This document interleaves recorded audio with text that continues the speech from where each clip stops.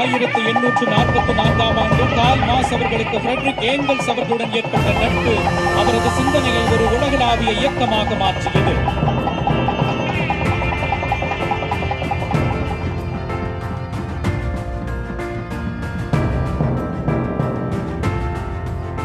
தற்பொழுது மாண்புமிகு தமிழ்நாடு முதலமைச்சர் அவர்கள் மாமேதை கார்ல் மார்க்ஸ் அவர்களின் திருவுருவ படத்திற்கு மலர் தூவி மரியாதை செலுத்துகிறார்கள்.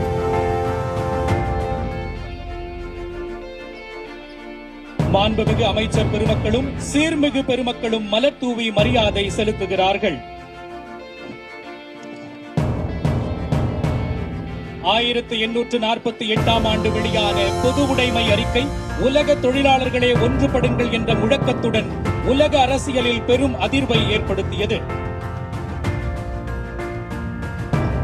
சீர்மிகு பெருமக்கள் மாமேதை கார்ல் மார்க்ஸ் அவர்களின் திருவுருவ படத்திற்கு மலர் தூவி மரியாதை செலுத்துகிறார்கள்.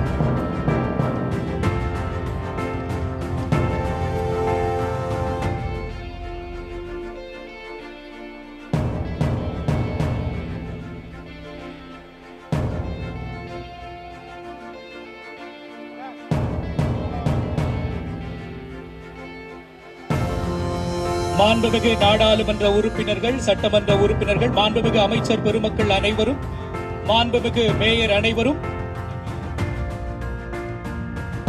மரியாதை செலுத்துகிறார்கள். சீர்மிகு பெருமக்கள் அனைவரும் மாமேதை கார்ல் மார்க்ஸ் அவர்களின் திருவுருவ படத்திற்கு மலர் தூவி மரியாதை செலுத்துகிறார்கள்.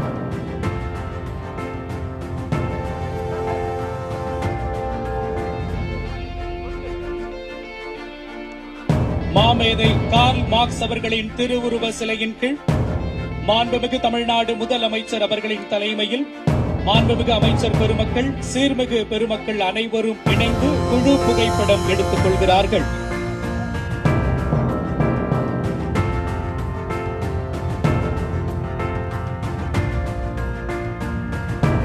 தற்பொழுது